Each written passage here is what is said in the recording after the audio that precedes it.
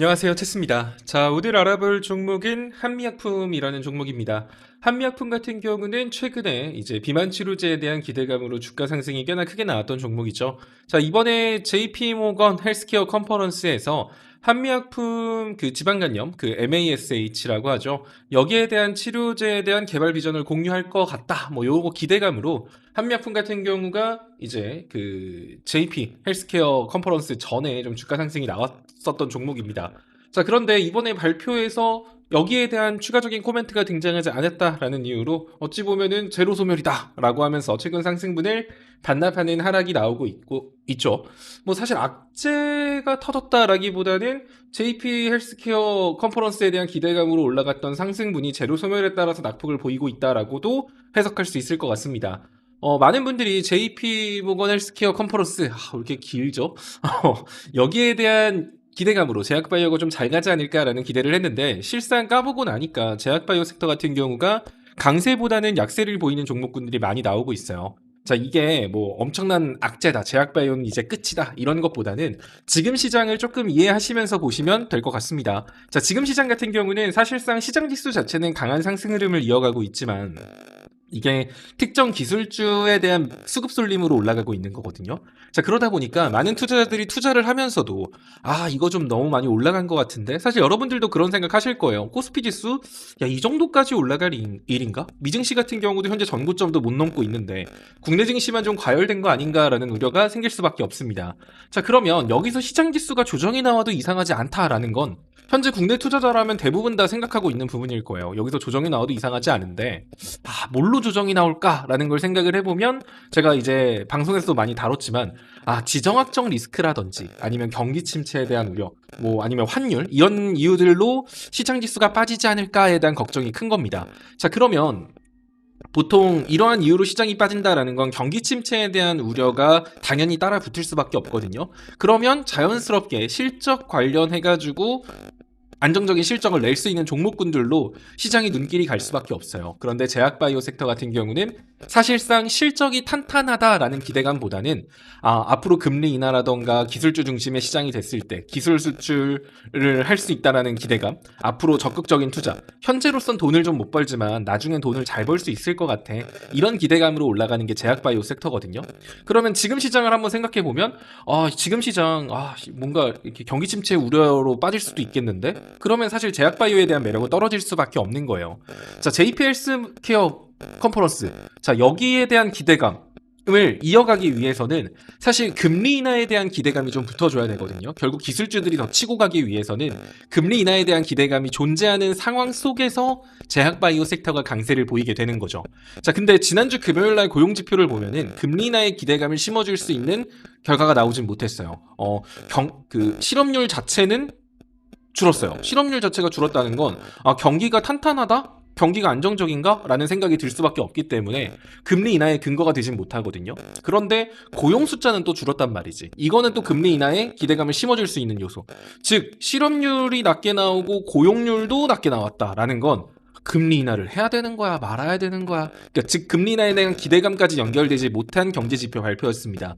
자, 그런 상황에서 JP 모건 헬스케어 컨퍼런스가 열렸기 때문에 사실 제약바이오 입장에서는 금리 인하에 대한 기대감을 안고 그 이슈를 만났을 때 더 힘을 낼 수 있는 건데, 금리 인하에 대한 기대감을 얻지 못한 상태로 이벤트가 열렸으니 뭐 별거 없겠다, 약간 이슈 이제 나왔으니까 제로 소멸이다, 요러면서 매도세가 나오고 있다, 요렇게 이해하셔도 좋을 것 같습니다. 뭐 제약바이오 어마어마한 악재가 터졌다거나 제약바이오의 성장이 뭐 기대되지 않는다, 이런 것 때문에 빠지는 건 아니다라는 거죠. 그래서 일단 제약바이오 섹터 같은 경우는 단순히 종목 하나의 개별 이슈만 가지고 볼 게 아니라 코스닥 지수의 메인 섹터이기 때문에 코스닥 지수 차트의 흐름도 같이 보시는 게 좋아요. 코스닥을 차트를 좀 한미약품 차트를 보기 전에 코스닥 지수를 먼저 같이 보면, 코스닥 같은 경우는 우리가 보기에는 코스닥 같은 경우는 코스피보다 약해, 코스닥 별로야 라고 느낄 수 있지만, 어찌 보면 코스닥이 굉장히 교과서적으로 잘 움직이고 있는 겁니다.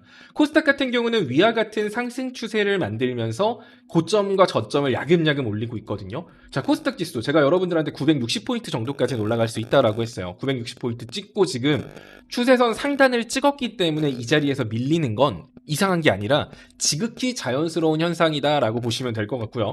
만약에 코스닥 지수가 이제 힘을 받아가지고 한 970포인트 위로 올라간다? 그러면 코스닥 지수가 코스닥보다 당분간 힘이 더 좋을 수도 있어요. 코스닥이 상승 추세선 상단을 넘어섰기 때문에 과열 국면으로 진입하게 되는 거거든요. 그랬을 때는 2차 전지뿐만 아니라 제약바이오 섹터에 강한 매수세가 유입될 수 있다는 점. 요런 거 생각해 보면 지금 제약바이오 이렇게 조정 줄 때 여러분들이 좀 담는 거 나쁘지 않다라고 보여지고요. 자, 그럼 지금 제약바이오를 공략한다라고 하면 제약바이오 섹터 한 번에 다 사는 건 좀 별로고 분할 매수를 좀 생각해야 되는데, 코스닥 지수의 흐름을 생각해 본다라고 하면 코스닥 지수는 920포인트나 925포인트 정도까지도 추가적인 눌림을 줬다가 올라갈 수 있죠. 그럼 코스닥 지수가 920, 925포인트까지 빠지면 제약바이오 섹터 자기들 혼자 올라갈 수 있을까요? 아마 자기들 혼자 올라가지 못할 거예요. 코스닥 지수 따라 같이 빠지겠죠. 따라서 지금 시점에서 제약바이오 섹터의 진입은 나쁘지 않지만 지금 들어간다라고 하더라도 코스닥 920포인트 정도에서 내가 한 번 더 산다라는 생각으로 제약바이오를 접근하셔야 되는 겁니다. 그냥 단순히 제약바이오 차트만 놓고 접근할 수 있는 건 아니라는 거예요. 그래서 꼭 이거는 한미약뿐만이 아니라 알테오젠, 뭐 한올바이오, 뭐 여러분들이 알고 있는 ABL 바이오, 뭐 유명한 제약바이오 회사들 있잖아요. 이런 거 다 공통적으로 적용하셔서 좀 전략을 잡으시면 됩니다. 그리고 이제 한미약품의 차트를 보면 일단 한미약품 같은 경우는 61선까지의 조정? 놀라운 건 아닙니다. 애초에 61선을 지지선 받고 계속 올라가고 있었고, 과거에 지금 단기 박스권을 형성했을 때 박스권 하단 가격이 43만원 자리이기 때문에, 물론 가장 좋았던 흐름은 오늘 이 종목이 45만원 자리를 이탈하지 않고 요 정도 선까지 해서 종가를 마무리하고 올라간다라고 하면 이거는 이제 완벽하게 상승 추세를 만드는 거라서 베스트인데, 만약에 오늘 한미약품이 45만원 선 위로 올라가지 못한다? 그렇다는 소리는 43만원까지 추가적인 조정 줬다가 반등각이 잡힌다는 거예요. 그래서 한미약품을 투자 중이신 분들 같은 경우는 43만원을 체크하시고 이 자리에서 한 번 더 산다 생각하시면 될 것 같아요. 자, 그렇게 사서 한미약품 같은 경우는 적정 편당 같은 경우는 46만원 선 아래로 유지를 해두시는 게 좋아요. 그 자리가 박스권 상단이기 때문에 만약에 이 자리에서 박스권 흐름으로 움직인다라고 했을 때 박스권 대응이 가능하거든요. 그 가격대는 46만원 정도 선이다. 요거 기억해 두시고요. 만약에 해당 종목이 43만원을 이탈했다. 사실 그러면 조금 이제 짜증나시는 거거든요. 그랬을 때는 60분봉이나 120분봉 차트의 볼벤 하단선이 위치하고 있는 42만원 정도 선이 생명선이 돼요. 이 자리는 절대 깨면 안 되는 라인입니다. 42만원이에요. 그러면 한미약품 같은 경우는 43만원이 한 번 더 매수하는 자리고 42만원 라인이 최종 매수 라인이 되는 거예요. 그리고 거기서 반등이 나오면 뭐 전혀 문제될 거 없지만, 만약에 그 자리까지 이탈했다? 그랬을 때는 지금 과거 이 종목이 거래량 터지면서 반등을 보여줬던 자리들을 다 이탈하는 거기 때문에 42만원을 이탈했을 때는 정말 뭐 한 38만원? 39만원? 뭐 그 정도까지도 좀 크게 밀렸다 올 수 있어요. 39만원, 38만원?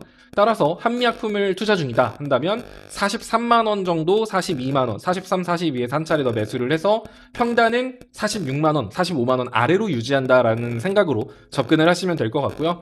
대신 42만원 이탈했을 때는 손실이어도 일부는 비중을 줄였다가, 아까 말한 거 기억하죠? 코스닥 지수가 920포인트까지 밀릴 수 있다고. 코스닥이 920포인트까지 밀리면 이 자리에서 반등이 나오겠죠. 자, 그럼 이 자리에서 코스닥 지수가 반등이 나온다라고 하면 2차전지 제약바이오 따라서 영향을 받고 올라가기 때문에 한미약품 같은 경우가 42라인을 이탈했을 때는 일부 비중 축소하고 코스닥 920포인트에서 925포인트의 그 물량을 다시 잡던가 복수전을 노린다. 이런 느낌으로 여러분들이 공략하시면 괜찮을 것 같습니다. 일단은 오늘 종가가 사실 오늘?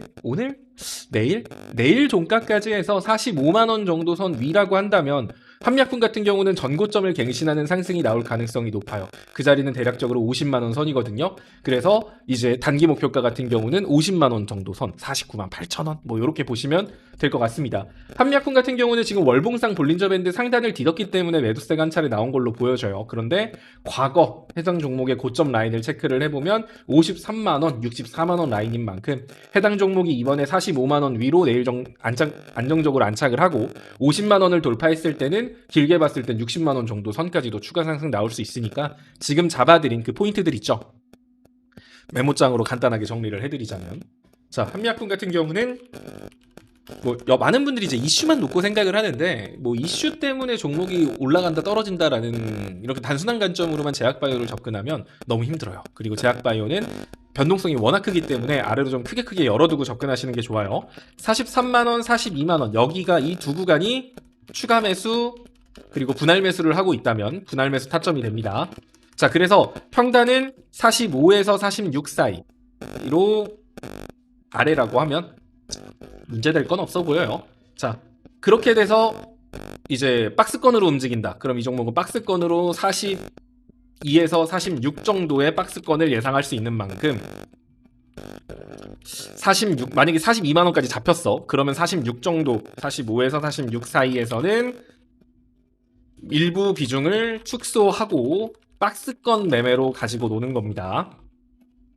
그리고 만약에 내일 아니면 목요일까지 45만원 위에서 놀고 있다면 목표가를 49만원에서 45만원 여기를 단기 목표가로 봅니다. 단기 목표가를 보고 여기 50만원 안착시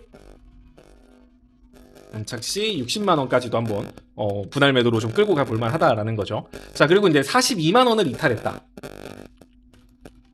그랬을 때는 차트가 다 깨져요. 자, 그래서 그럼 이 종목은 일부 비중은 리스크 관리 차원에서 절반 이상이죠. 절반 이상은 리스크 관리 차원에서 비중을 축소하고, 아까 말했지만 제약바이오 같은 경우는 코스닥 지수의 영향을 받기 때문에 코스닥 920포인트 부근에서 재매수 또는 복수전을 노리시면 복수전을 노려본다. 이런 느낌으로 한미약품을 공략해 보시면 나쁘지 않은 결과로 마무리될 수 있을 거라고 보여집니다.